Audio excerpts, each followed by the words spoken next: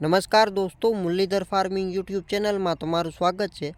તો આજે આપણા વિડીયોમાં અંડરગ્રાઉન્ડ પીવીસી પાઇપલાઇનનું ફિટિંગ કેવી રીતે કરવું, કેટલા ઇંચની પાઇપલાઇન છે આપણે નાખવી જોઈએ અને કેટલો ખર્ચો લાગે, તો એ માટેની A to Z માહિતી તમને એક જ વિડીયોમાં મળશે। તો આ વિડીયો તમને સારો લાગે તો વિડીયોને લાઇક કરજો અને ચેનલને સબસ્ક્રાઈબ કરજો। તો સૌથી પહેલાં આપણે એ વાત કરીએ કે આપણે કેટલા ઇંચની પાઇપલાઇનની જરૂર છે અને કેટલા ઇંચની આપણે નાખીએ તો આપને સહેલું પડે। તો એ કેવી રીતે નક્કી કરવું એના વિશે વાત કરીએ તો એ તમે 3 પોઈન્ટ ઉપર નક્કી કરી શકો છો। પહેલો પોઈન્ટ એ છે કે તમારે કૂવા કે અથવા બોરવેલ જે પણ તમારી પાસે પાણીનો સોર્સ હોય એમાં કેટલા HP મોટર છે એના ઉપરથી તમે નક્કી કરી શકો છો। બીજો પોઈન્ટ એ છે કે તમારે જે મોટર છે એક મિનિટમાં કેટલો પાણી ડિલિવર કરે છે, એટલે કે પ્રતિ મિનિટમાં કેટલા લીટર છે એ પાણી કાઢે છે, એના ઉપર તમે નક્કી કરી શકો। અને ત્રીજો પોઈન્ટ ખાસ કે તમારે કેટલા અંતર સુધી પાણીને પહોંચાડવાનું છે। આ 3 પોઈન્ટ ઉપરથી તમે નક્કી કરી શકો કે આપણે કેટલા ઇંચની પાઇપલાઇનની જરૂર છે। તો એના પછી આપણે વાત કરીએ કે પીવીસી પાઇપલાઇન ખરીદતી વખતે આપણે કઈ કઈ વાતનું ધ્યાન છે રાખવું જોઈએ। તો જનરલી જે પીવીસી પાઇપલાઇન છે એની જે પ્રેશર અને જે મજબૂતાઈ હોય છે 1 kg પર સેન્ટીમીટરમાં હોય છે, એટલે કે તમે 2 kg, 4 kg, 6 kg, 8 kg, 10 kg કે જેટલું તમે કેજી વધારે લેશો એમ એનું પ્રેશર અને મજબૂતાઈ છે વધારે આવશે। તો એ આપણે કેવી રીતે નક્કી કરવું કે આપણે કેટલા કેજીની પાઇપલાઇનની જરૂર છે। તો જનરલી આપણે 3 પ્રકારનું પાણી છે આપણે સિંચાઈ માટે વાપરતા હોય છે, એટલે કે એક તો છે આપણે ડ્રીપ ઇરિગેશન, બીજી સિસ્ટમ છે સ્પ્રિંકલર એટલે કે ફુવારા, અને ત્રીજી આપણે જે છૂટું પાણી આપીએ છીએ। તો આ ત્રણેય પ્રકારમાં છે આપણી પાઇપલાઇન છે સારી રીતે કામ કરે અને એટલું પ્રેશર છે એ સહન કરી લે એવી છે આપણે પાઇપલાઇન છે લેવાની રહેશે। તો જે ડ્રીપ ઇરિગેશન અને સ્પ્રિંકલરમાં જે પ્રેશર હોય છે એ પ્રેશર હોય છે 3 kg અથવા મેક્સિમમ 4 kg। તો આટલું પ્રેશર હશે તો જ એ સારી રીતે કામ કરે છે।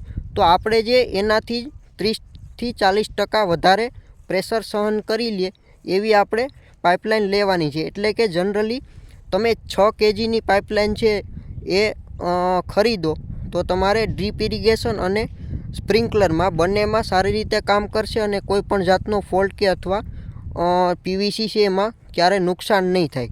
એટલે કે તમે 6 kg અથવા 8 kgની પાઇપલાઇન છે નાખી શકો, તમારે કેવું પ્રેશરની જરૂર છે એ પ્રમાણે તમે નક્કી કરી શકો છો।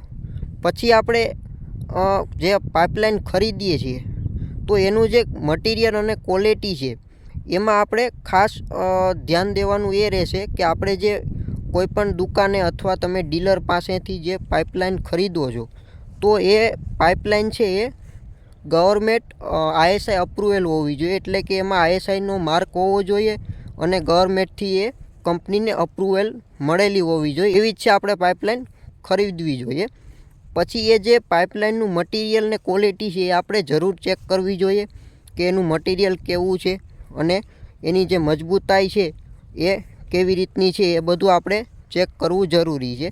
પીવીસી પાઇપલાઇનમાં પણ તમારે એમાં ક્લાસ 1, ક્લાસ 2, ક્લાસ 3 એવી રીતે તમને મળી જશે। તો આપણે હંમેશા ક્લાસ 3થી ઉપરની પાઇપલાઇન છે લેવી જોઈએ ડ્રીપ ઇરિગેશન અને સ્પ્રિંકલરમાં જો આપણે યુઝ કરવી હોય તો, એટલે કે ક્લાસ 3 હશે તો એ પણ ચાલશે અને ક્લાસ 4 પણ ચાલશે। એટલે ક્લાસ 2 કે ક્લાસ 1ની આપણે પાઇપલાઇન નથી લેવાની, એ પાઇપલાઇન જે હોય છે એ સાવ લો ક્વોલિટીની અને નબળી પાઇપલાઇન હોય છે, એટલે આપણે ક્લાસ 3 અથવા ક્લાસ 4ની છે પાઇપલાઇન લેવી જોઈએ।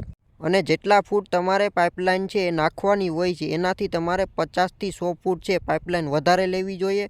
અને એના માટે જે આપણે કપલર કે જે આપણે જોઈન્ટ કરીએ છીએ એલ્બા છે કે ટી છે કે તમારે જેટલી વસ્તુની જરૂર પડે છે તો એ પણ તમારે એ જ કંપનીની લેવી જેટલી જે કંપનીની તમે પાઇપલાઇન લેશો, એટલે જેથી તમારે જોઈન્ટ કરવામાં કે કોઈ પણ આગળ તમારે પ્રશ્ન ના રહે। એટલે બંને એક જ કંપનીનું છે તમારે મટીરિયલ વાપરવાનું છે, તો એ તમારે એક ખાસ ધ્યાન રાખવાનું રહેશે।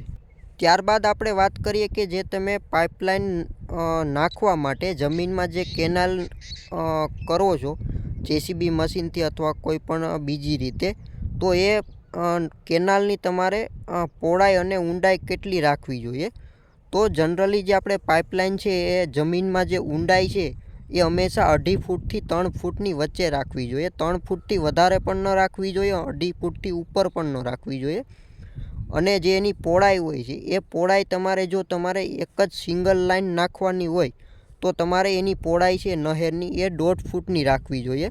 જો તમે એનાથી વધારે સાંકડી નહેર ગારશો તો તમારે જે મશીનથી જે તમારે કેનાલ ગારવાની છે એમાં વધારે સમય લાગશે.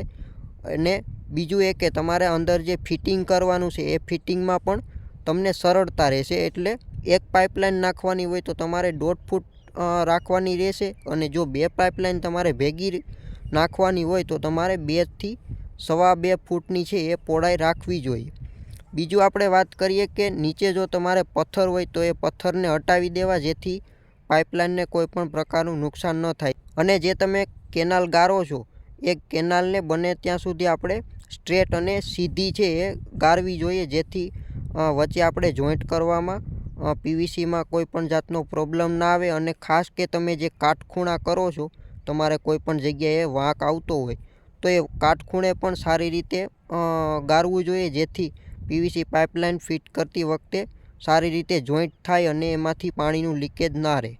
તો એ ખાસ ધ્યાન તમારે રાખવાનું રહેશે. ત્યાર પછી આપણે જે પીવીસી પાઇપલાઇનનું ફિટિંગ કરીએ છીએ તો એ ફિટિંગ કરતી વખતે આપણે કઈ કઈ વાતનું ધ્યાન રાખવું જોઈએ એના વિશે આપણે વાત કરીએ. તો સૌથી પહેલાં કે તમારે જેટલી પણ પીવીસી પાઇપલાઇનનું ફિટિંગ કરવાનું હોય જેટલા પણ એરિયામાં, તો એનો તમારી પાસે એક રફ ડાયાગ્રામ હોવો જોઈએ કે આપણે એટલી જગ્યાએ એટલા ફૂટ છે પાઇપલાઇન આવે છે, એટલા જગ્યાએ આપણે ટી જોઈન્ટ આવે છે, એટલા જગ્યાએ આપણે એલ્બાના જોઈન્ટ આવે છે. કે એ તમારે જે ટાઈપના જે કપલર આવે છે એ કપલરને એ તમારી પાસે એક રફ ડાયાગ્રામ હોવો જરૂરી છે, જેથી તમે આગળ જતાં ફિટિંગ કરો છો એના પછી તમારે કોઈ પણ જાતનો ફેરફાર ના કરવો પડે અને કોઈ પણ જાતનું તમારે છે એ આગળ મુશ્કેલી ના પડે. તો એક તમારે રફ ડાયાગ્રામ હોવો જરૂરી છે. પછી આપણે વાત કરીએ કે જે તમે પીવીસી પાઇપલાઇનનો જે જોઈન્ટ કરો છે કપલિંગનો, તે કપલિંગનો જોઈન્ટ કરવામાં તમારે સૌથી પહેલાં તો એ કે મેલ અને ફિમેલ જે કપલિંગ હોય છે એ કપલિંગને તમારે સારી રીતે કોઈ પણ આપણે કપડાથી સાફ કરી લેવી જોઈએ. અને એના પછી છે ને એને જે સોલ્યુશન આવે છે એ સોલ્યુશન તમારે સારી કંપનીનું અને સારી ક્વોલિટીનું વાપરવું અને સારી રીતે કપલેર ઉપર છે એ સોલ્યુશન છે તમારે લગાડી અને એને જોઈન્ટ છે પૂરેપૂરો કરવો જોઈએ, જેથી એમાં કોઈ પણ જાતનો લીકેજ ના રહે. અને સોલ્યુશન છે બને તેટલું તમારે વધારે લગાડવું, કે જેટલું તમે સોલ્યુશન લગાડશો એવી રીતે શરૂઆતમાં જે તમે જોઈન્ટ કરો છો તો એ જોઈન્ટ છે એ સારી રીતે થશે. અને શરૂઆતમાં તમે જેવી રીતે કપલર છે કરો છો તમને એક લુબ્રિકેન્ટનું કામ કરશે અને આરામથી છે તમારે જોઈન્ટ થઈ જશે. એટલે તમારે સોલ્યુશન છે એ ખાસ સારું અને સારી ક્વોલિટીનું વાપરવું જોઈએ. પછી આપણે વાત કરીએ કે જે તમે વચ્ચે તમારે ટી જોઈન્ટ કે એલ્બાના જે જોઈન્ટ આવે છે તો એ જોઈન્ટ કરતી વખતે તમારે ખાસ એ ધ્યાન રાખવાનું છે કે તમારે એક તો પરફેક્ટ માપ હોવું જરૂરી છે. પછી બીજું કે જે તમે ટી જોઈન્ટ કે જે એલ્બા કે જે તમારા કપલર છે એ કપલરને સારી રીતે ચેક કરી લેવા કે એમાં કોઈ પણ જાતનો પ્રશ્ન નથી ને કોઈ ડેમેજ નથી ને કે એમાં કોઈ તિરાડ કે એવું છે નહીં. કે જો એકવાર તમે એને ફિક્સ કરી દેશો અને જો એમાં કોઈ પણ તિરાડ કે ડેમેજ હશે તો એ તમારે એમાં લીકેજ થઈ શકે છે. એટલે તમારે એ ચેક કરી લેવા જરૂરી છે. અને એકવાર છે તમારું આખું પીવીસી પાઇપલાઇનનું ફિટિંગ થઈ જાય એના પછી તમારે એકવાર છે પાણીનું સપ્લાય આપી અને પહેલાં છે આખી પાઇપલાઇનને ચેક કરી લેવી કે એમાં કોઈ પણ જાતનો લીકેજ નથી અને કોઈ પણ જાતનો ફોલ્ટ નથી. તો એ ચેક કરી લેવું અને પછી છે તમારે એના ઉપર જે આપણે કેનાલ છે એ નહેરને આપણે માટી નાખવી જોઈએ. અને જે તમે માટી નાખો છો તો એમાં આપણે શું ધ્યાન રાખવું જોઈએ કે સૌથી પહેલાં જો તમે જે પીવીસીનું ફિટિંગ કરી અને જે માટી નાખો છો તો એમાં સૌથી પહેલાં તમારે એ ધ્યાન રાખવાનું રહેશે કે જે આપણે માટી છે ઉપરની, તો એ માટીમાં કોઈ મોટા પથ્થર કે જે ઢેફા છે તો એ ઢેફા ડાયરેક્ટ છે આપણી પાઇપલાઇન ઉપર છે એ પડવા ન જોઈએ. એટલા માટે તમારે સૌથી પહેલાં હાથ દ્વારા આપણે છે એ પાઇપલાઇનને છે એ માટી છે આપણે નાખી દેવી જોઈએ. અને એના પછી છે તમારે કોઈ પણ મશીન દ્વારા છે એ માટીને નાખવી જોઈએ, જેથી જે લાઇન છે એમને કોઈ ડેમેજ ના થાય અને કોઈ પથ્થર કે ઢેફાથી કોઈ પણ જાતનો ક્રેક ના આવે, તો એ આપણે ખાસ ધ્યાન રાખવાનું રહેશે.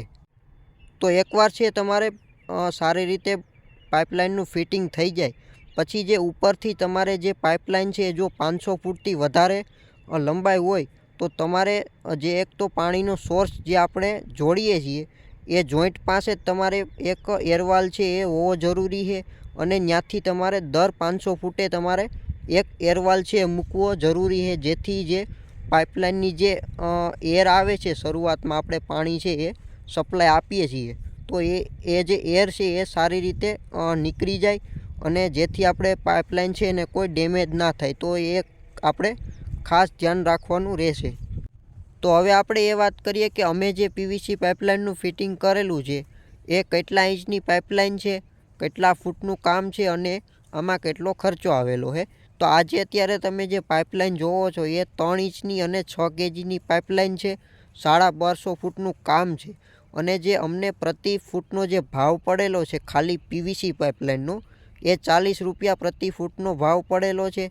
અને જે કેનાલ ગાળવા માટે અને એને ફરીથી ઉપરથી માટી નાખવા માટે જે ખર્ચ લાગેલો છે એ પ્રતિ 200 ફૂટે અમારે 1000 રૂપિયાનો એ ખર્ચ આવેલો છે.